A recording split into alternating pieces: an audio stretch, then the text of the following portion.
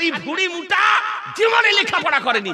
আপনার স্কুল জীবনে, মাদ্রাসার জীবনে, বলছে স্কুল জীবনে খেলার দিন আমি এক মেয়ে ছেলের কাপড়ে আগুন লাগিয়ে দিয়েছিলাম। কত রকমের হারামখোর একবার চিন্তা করে দেখেন তো, যে কত দুর্ধার্য ব্যক্তি মেয়ে ছেলের কাপড়ে আগুন লাগিয়ে দিয়েছে, ও নিজে বলছে। তারপরে বলছে মাদ্রাসায় পড়ার কালীনে 17টা ডাবের গাছের কোনোদিন নারকেল খেতে দিনি, সব পানি খেয়ে ফুরিয়ে দিয়েছি। তারপর যে গুজরাটে পড়ার সময়তে গুজরাটিরা মাছে জাল পাততো মাছ ধরার লেগে, আমি রাতে গিয়ে মাছ চুরি করে এসে খেয়ে নিতাম, আর সকালবেলায় গুজরাটিরা যে আমাকে গালি দিত। এই করেছে সারা জীবন। ও লেখাপড়া জানে মোহতারাম, কারণ আমরা ওই মুখ দেখে কথা বলা ব্যক্তি নয়। দ্বিতীয় কথা হচ্ছে আমরা ভয় করাও কথা বলি না, আমাদের সততা আছে। আর কেউ যদি মুনাজারা করতে চায় তো দিন তারিখ করে লাই, এখনই তো এখনই মুনাজারা। কথা বুঝতে পারছেন? কারণ জানি দিন তারিখ করে মুনাজারা হবে না, ও থানার পারমিশনও হবে না, মুনাজারাওতে আসবে না, আর আপনার ওই 144 করে বন্ধ করে দিবে। এই জন্য আমরা এরকম রেডি হয়ে আসি। কেউ যদি মুনাজারা করবো বলে, বলে দিন তারিখ করা বাদ দাও, এখনই হবে মুনাজারা, জালিয়া করবে তাইলেই করবো। এবার আদারান ইসলাম, কারণ ভ্রান্ত মতবাদ পোষণকারীদের আপনার সম্ভব নয়। এমনি আপনার হারাম হারাম করে চলে যে এক ঘুড়ি মুটা ডাবচোর আপনার মেয়ে ছেলের কাপড়ে আগুন লাগা মাছ চুরি করে খাওয়া আপনার বেরিয়েছে, বলছে কিয়াম করা হারাম। বলে কোন কিতাবে আছে? বলছে আমার নিকটে হারাম। শরীয়ত তোর বাপের ঘরের? হ্যাঁ, হারাম বললে তো দলিল দিতে হবে, হারাম বললে দলিল দিতে হবে। এমনি মুখে হারাম বললে হবে না, তোকে বলছে হারাম তার দলিল দা। নাম বলছে ইয়াসিন, নাম বলতে চাই না, ও ভাইরাল হওয়ার লাগি এই করছে। আপনার বিদ্যা বুদ্ধি কিছু নাই আপনার, আর পেটে লাথি মারলে আপনার হাদিসের বের হবে না। আর বাপকে ফোন করছে, চাচা বলেন তো আপনার বেটা কিয়ামকে হারাম বলে ঠিক করেছে না বেটি? বলেছে ভাষাটা ঠিক বলেনি, এটা ভুল করেছে। আর বাপ বলছে ভুল করেছে। আর এই ভুড়ি মুটা জীবনে লেখাপড়া করেনি। আপনার স্কুল জীবনে, মাদ্রাসার জীবনে, বলছে স্কুল জীবনে খেলার দিন আমি এক মেয়ে ছেলের কাপড়ে আগুন লাগিয়ে দিয়েছিলাম। কত রকমের হারামখোর একবার চিন্তা করে দেখেন তো, যে কত দুর্ধার্য ব্যক্তি মেয়ে ছেলের কাপড়ে আগুন লাগিয়ে দিয়েছে, ও নিজে বলছে।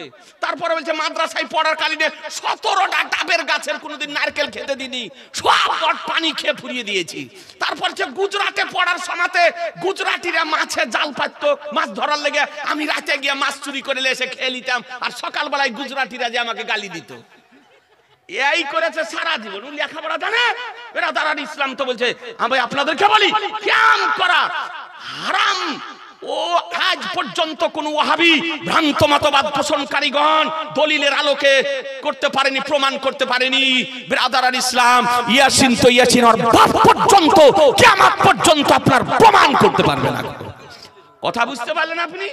কিয়াম করা জায়েজ, মুস্তাহাব ও মুস্তাহাসান।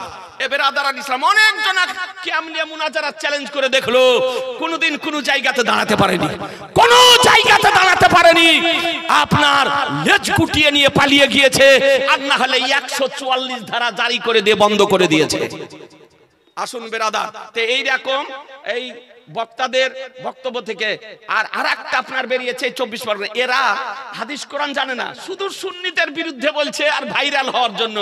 আর আপনার মানুষ হলিয়ে চড়াকে নিয়ে ওই আপনার হারাম হারাম আপনার বলছে, তার জন্য নিয়ে আসছে। তা আপনাদেরকে বলি, এই নাম তো বলতে ইচ্ছা করে না আপনার, এই 24 পরগনা একজন মুমতাজুল পাকা মূর্খ, ও অদ্য গদ্য ছাড়া কিছু নেই, একটা হাদিস পড়ার ক্ষমতা রাখে না আরবি। যদি আপনি কেউ থাকেন তোকে নিয়ে এসে বসান এই গ্রামে কুমারপুরে, বসবো। ওই ইয়াসিনকে নিয়ে আসুন, একটা নিরক্ষর যে আউযুবিল্লাহটা পড়তে জানে না, বিসমিল্লাহ পড়তে জানে না, কোরআন শরীফের আয়াত পড়তে জানে না, এই জলঙ্গিতে বেরিয়েছে সিস্টার, ওকে বলছে ব্রাদার রাহুল, নাম বলছে ব্রাদার রাহুল, ওর সিস্টার রাহুল। ব্রাদার ইসলাম আরবি কিছুই জানে না, বাংলা দেখে দেখে বলছে। তো যদি কোনো ব্যক্তি পারেন তো এই রাহুল ব্রাদারকে, ইয়াসিনকে, মুমতাজুলকে কুমারপুরে নিয়ে আসুন, সুন্নি জামাতের পক্ষ থেকে তাদের সঙ্গে মুনাজারা করার জন্য প্রস্তুত আছে মুসলমান। সুবহানাল্লাহ, সুবহানাল্লাহ। আজিজানে মুহতারাম, জানি তাদের পক্ষে মুনাজারায় আসা সম্ভব হবে না। এরা হলো ঈমান ধ্বংসকারী বক্তা, এদের বক্তব্য শোনা হারাম। খুব সাবধান, এ হারাম ও হারাম, শুধু হারাম হারাম করছে, একটা দলিল নাই।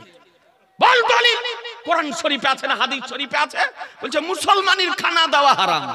এমন ভাষা খারাপ করে বলছে, বলছে চামড়া কাটার খানা, তারপরে বলছে নুনু কাটার খানা। নাউজুবিল্লাহ। বেরাদারান ইসলাম জানে না বেরাদার আদাবুল মুফরাদের হাদিস শরীফ হতে মুসলমানের খানা দেওয়া যায়। ফতোয়ায়ে ফাইজুর রাসূলে লেখা আছে মুসলমানের খানা দেওয়া যায়। ফতোয়ায়ে আমজাদিয়াতে লেখা আছে মুসলমানের খানা দেওয়া যায়। আহকামে শরীয়তে লেখা আছে মুসলমানের খানা দেওয়া যায়। আরে দুই পাগল বলতেছে যে চামড়া কাটার খানা, নুনু কাটার খানা, মুসলমানের খানা খাওয়া বলে হারাম। এর মস্তিষ্কের বিকৃতি ঘটেছে, একে রাতি পাঠা দরকার, পাগলা গারদে পাঠার দরকার। বেরাদারান ইসলাম একটা হাদিস আপনাদেরকে শুনিয়ে দিয়ে 5 মিনিট আর বেরাদারান ইসলাম কটা বাজলো? বেরাদারান ইসলাম একটা হাদিস আপনাকে শুনিয়ে দিই। নবী আমাদের মতো কি? নবী কি বলেছেন একটা হাদিস শোনেন। আজিজানে মুহতারাম আমার নবী পাক সাহেবে লাউলাক সাল্লাল্লাহু আলাইহি সাল্লাম বলেন, বেরাদারান ইসলাম আনাস আনি নবী সাল্লাল্লাহু আলাইহি সাল্লাম ক্বালা তুআসিলু ক্বালু ইন্নাকা তুআসিলু ক্বালা লাস্তু কাহাদিম মিনকুম ইন্নী উতআম ওয়া উসকা আও ইন্নী আবিতু উতআম ওয়া উসকা। সুবহানাল্লাহ বলেন, জোরে বলেন সুবহানাল্লাহ। হাদিসটি কোথায় আছে? আপনার বুখারী শরীফ পিওর আরবি কিতাবুস সাওম হাদিস number 1961 page number 315 print Darus Salam Riyad Saudi আরব। এ বেরাদারান ইসলাম হযরত আনাস ইবনে মালিক রাদিয়াল্লাহু তাআলা হতে বর্ণিত, তিনি বলেন যে নবী করিম সাল্লাল্লাহু তাআলা আলাইহি সাল্লাম থেকে বর্ণিত হয়েছে, তিনি বলেন যে তোমরা ধারাবাহিক লাগাতার সাওমে বেসাল রাখিও না। আমার দয়ার নবী একদা ধারাবাহিক রোজা রাখতে আরম্ভ করলেন। সাহারিতেও কিছু খেতেন না, ইফতারও কিছু খেতেন না, সাওমে বিসাল। তো নবী আমার সাহাবীদের বললেন তোমরা এইভাবে রোজা রেখো না। তো সাহাবায়ে কেরাম রিদওয়ানুল্লাহি তাআলা আলাইহিম আজমাইন আবেদন করেন যে ইয়া রাসূলুল্লাহ আপনি তো এইভাবে রোজা রাখেন, আপনি তো ধারাবাহিক রোজা রাখছেন, সাওমে বেসাল রাখছেন, আপনি নিচে রাখছেন আর আমাদেরকে মানা করতেছেন। তো নবী সাল্লাল্লাহু আলাইহি সাল্লাম বলে শোনো লাস্তু কাহাদিম মিনকুম, আমি তোমাদের মধ্যে কারো মতো নই। সুবহানাল্লাহ সুবহানাল্লাহ। কি বলছেন নবী? নবী বলছেন আমি তোমাদের মধ্যে লাস্তু কাহাদিম মিনকুম, আমি তোমাদের মধ্যে কারো মতো নই। উতআম ওয়া উসকা, আমাকে খাইয়ে দেওয়া হয়, আমাকে পান করিয়ে দেওয়া হয়, আমি এইভাবে রাত্রি অতিবাহিত করি। আমার খোদা আমাকে খাইয়েও দেন পান করিয়েও দেন। এ বেরাদারান ইসলাম, তাহলে হাদিস শরীফ থেকে পরিষ্কার ভাবে বোঝা গেল যে নবী নিজেই বলেছেন আমি তোমাদের মতো নই। উঠিয়ে দেখুন মিশকাত শরীফ প্রথম খণ্ড 175 পৃষ্ঠা হাদিস শরীফ বর্ণিত হয়েছে। নবী আমার বলেন আইয়ুকুম মিসলি, আমার তোমাদের মধ্যে আমার মতন কে আছে? ইন্নী আবিতু ইউতআমিনু ইয়াসকিনি, আমি এইভাবে রাত্রি অতিবাহিত করি, আমার আল্লাহ আমাকে খাইয়েও দেন পান করিয়েও দেন। নবী নিজে বলেছেন আইয়ুকুম মিসলি, নবী নিজে বলেছেন লাস্তু কাহাদিম মিনকুম। হাদিসের আলোকে জানা গেল যে নবী আমাদের মতো নয়। সুতরাং এ বাক্য ইসলাম বিরোধী বাক্য, শরীয়ত বিরোধী বাক্য, আজকে ওয়া ইসলামিক বাক্য, কাফিরদের বাক্য। সুতরাং আজও যারা মুসলিম ইসলামিক পোশাকে নবীকে আমাদের মতন বলতেছে, জেনে নিবেন সে যে কোয়ালিটিরই বক্তা হোক, সে হলো আবু জাহালের দলের বক্তা। এদের কাছ থেকে দূরে থাকুন। দরুদ শরীফ পাঠ করেন। আল্লাহ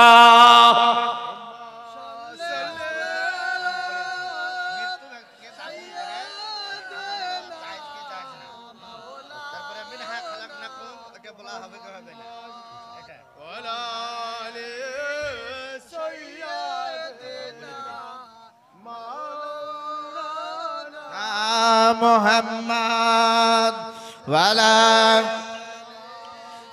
সাইয়্যিদিনা মাওলানা মুহাম্মদ সাল্লি আলা মুহাম্মাদিন সাল্লি আলা মুহাম্মদ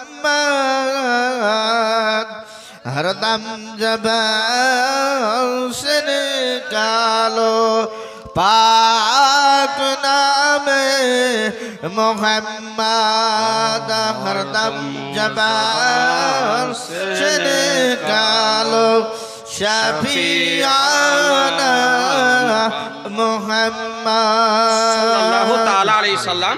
আজিজানে মুহতারাম, এখানে একটা মশলা জিজ্ঞাসা করেছেন একজন ভাই যে কবরে আজান দেওয়া জায়েজ কিনা, অর্থাৎ মানুষকে দাফন করার পর কবরে আজান দেওয়া জায়েজ কিনা। আপনাকে একটা হাদিস শরীফ শোনাই। আন জাবির রাদিয়াল্লাহু তাআলা আনহু قال خرجنا مع رسول الله صلى الله عليه وسلم الى سعد بن معاذ حين توفي فلما صلى عليه رسول الله صلى الله عليه وسلم ووضع في قبره وصوب عليه سبح رسول الله صلى الله عليه وسلم فسبحنا طويلا ثم كبر فكبرنا فقيل يا رسول الله صلى الله عليه وسلم لما سبحت ثم كبرت قال لقد تضايق على هذا العبد الصالح قبره حتى فرجه الله عنه।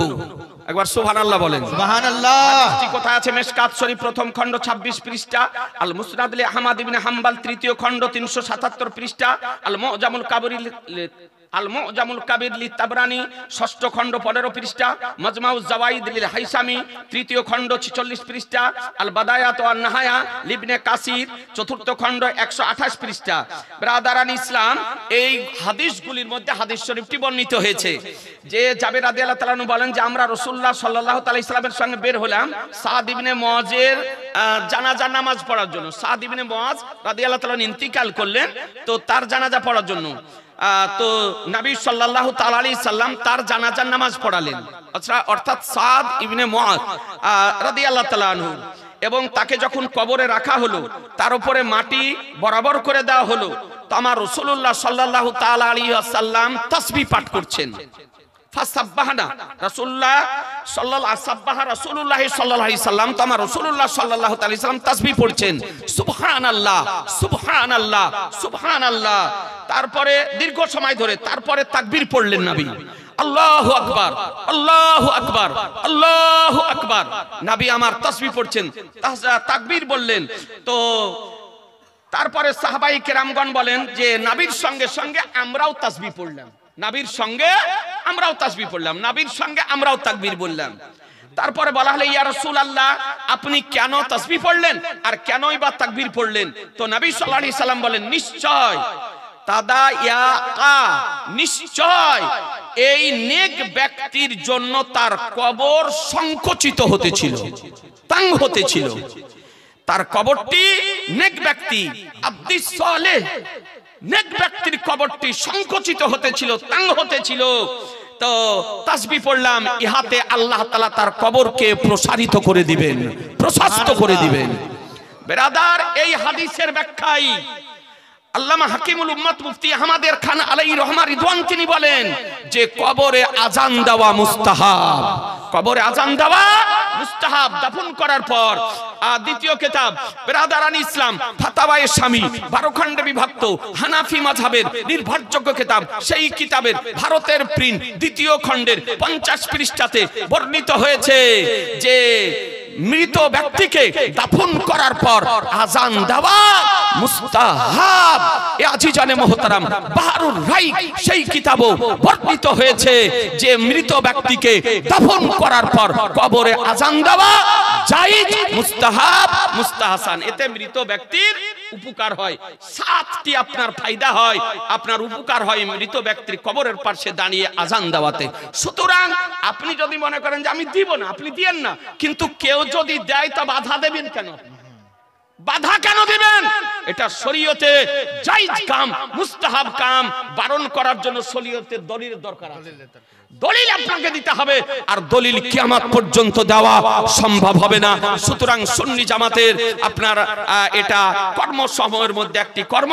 আমার সরকারে আলা হযরত ইমাম আহমদ রাজা আলা তাইয়া নববিজ্ঞা ফি ফাতায় রাজা বিজ্ঞা 12 খণ্ডে বিভক্ত, তার 4র্থ খণ্ডে একাধিক দলিলের আলোকে বলেছেন কবরে আজান দেওয়া জায়েজ, মুস্তাহাব ও মুস্তাহাব। জুমার নামাজ পড়ে দুরূদ সালাম পড়া হবে কি হবে না? আপনার জুমার নামাজের পর দরুদ ও সালাম পড়া জায়েজ, মুস্তাহাব ও মুস্তাহসান। তবে জুমার নামাজ, ফরজ নামাজ পড়ার পর আপনি দরুদ শরীফ পড়ে দোয়া করে নেবেন, আর সালামটা, কিয়ামটা নামাজ সুন্নাত পড়ার পর শেষে করবেন। যে চলে যাবে সে যাবে, কারণ হানাফি মাযহাবের মসলা হলো যে নামাজের পরে সুন্নাত নামাজ আছে তাতে বেশি দেরি করাটা আবার মাকরু, মাকরু তানজি, মাকরুহ তাহরিমি নয়, মাকরুহ তানজি। এই জন্য আমাদের ফোকাহে কেরামগণ বলেছেন যে নামাজের শেষে জবরদস্তি করে পড়িয়ে কিছু হবে না। আমি যে আপনাকে জবরদস্তি করে পড়াবো এতে কিছু হবে না। যদি কিয়াম করা মুস্তাহাব মুস্তাহসান, কেউ নবীর মহব্বতে যদি করে তবে আপনার কাজে লাগবে, তবে কাজে আসবে। আর কাউকে আপনি জবরদস্তি করিয়ে যদি করেন তো ওরও কাজে আসবে না, কোনো লাভও হবে না। ব্রাদার আল ইসলাম, তা আপনাদেরকে অনুরোধ করব, শুক্রবারের দিন আল্লাহ নবী বলেছেন আমার উপরে অধিকাংশ দরুদ শরীফ পড়ো। সুতরাং জুমার নামাজের পর দরুদ শরীফ পড়লেন, দরুদ শরীফ পড়ে নিয়ে দোয়া করে নিলেন, দোয়া করার পর সুন্নাত নামাজ পড়ে শেষে নবীর উপরে দারুদ ও সালাম পড়ে দোয়া করে বাড়ি যাবেন। বলুন ইনশাআল্লাহ, জোরে বলুন ইনশাআল্লাহ। 5 মিনিট লেট হলে অসুবিধা হবে? শুক্রবারের দিন আমার নবী বলেছেন আমার উপরে বেশি বেশি দরুদ ও সালাম পড়ো। এখন পালিয়া যদি ফরজ নামাজও যদি না পড়িয়া পালিয়া যায় তাহলে কিছু করার আছে? আমরা ফরজ পড়ি, ওয়াজিব পড়ি, সুন্নাত পড়ি, নফল পড়ি, না কি বলছেন? ব্রাদার আল ইসলাম, কিছু নামাজ জোর আছে বলছে তারাবির নামাজ 8 রাকাত। কোন কাতেব আছে বলে বুখারী, আর বাক পর্যন্ত বুখারীতে দেখাতে পারবে না, বলছে বুখারীতে আছে। বুখারী একটা হাদিস আপনার দেখানো সম্ভব হবে না, জোর করে বলছে বুখারীতে আছে। বুখারীতে তাহাজ্জুদের নামাজের কথা লেখা আছে, আর ওটাকে আপনার তারাবি বলে চালিয়ে দিয়েছে। তারাবির নামাজ কত রাকাত? বলেন না, 20 রাকাত। বেতরের নামাজ 1 রাকাত না 3 রাকাত? বেতারের নামাজ 3 রাকাত। এই নামাজ বলছে 1 রাকাত। জি, ই পড়তে পারবে না, তাই আপনার 8 রাকাত আর 1 রাকাতের প্রলোভন দেখাতেছে মানুষকে। সাবধান মুসলমান, এই 3 রাকাত, 1 রাকাত আর 8 রাকাত তারাবির লোক হলো ওই সিস্টার রাহুল মূর্খ, আর ওই আপনার মুমতাজুল ছন্দ পড়া নিরক্ষর। আপনাদেরকে বলে এদের বক্তব্য থেকে সাবধান। এ ব্রাদার, আর নয় কোন ব্যক্তি যদি তার বিবিকে 3 তালাক দিয়ে দেয় তো এটা কি হবে? শোনেন, রাগের মাথায় রাগ করি তো তালাক দেয়। মানুষ মানুষকে মারে তো হাসতে হাসতে মারে না, রাগ করে। রাগ করে তো তালাক কেউ দেয় তো রাগ করে দেয় না, তো বিবিকে কেউ খুশিতে তালাক দেয়? গ্রামে মাইকিং করে দিয়ে মিলাদ মাহফিল করিয়া কেউ বিবিকে তালাক দেয়? না, রাগ করি তো তালাক দেয়। হানাফি মাযহাবের মসলা হলো 4 মাযহাবের মসলা, হানাফি, শাফি, মালিকি, হাম্বলি। 4 মাযহাবের মসলা হলো যে কোনো ব্যক্তি যদি তার স্ত্রীকে 3 তালাক যদি দিয়ে দেয়, আর সম্পর্কীয় শব্দ যদি প্রকাশ্যভাবে তার মধ্যে থাকে, ইজাফাতের শব্দ, তো য তালাক দিবে তই তালাকই ওকে হবে। যদি 1 তালাক দেয় 1 তালাক হবে, 2 তালাক যদি দেয় 2 তালাক হবে, 3 তালাক যদি দেয় তবে 3 তালাকই হয়ে যাবে। রাগ করে তালাক যদি দেয় তো তালাক হয়ে যাবে। এমন কি মদ পান করে যদি তালাক দেয় তো তালাক হয়ে যাবে। গাঁজা খাওয়া হারাম, মদ পান করা হারাম, হিরোইন খাওয়া হারাম, তাড়ি খাওয়া হারাম।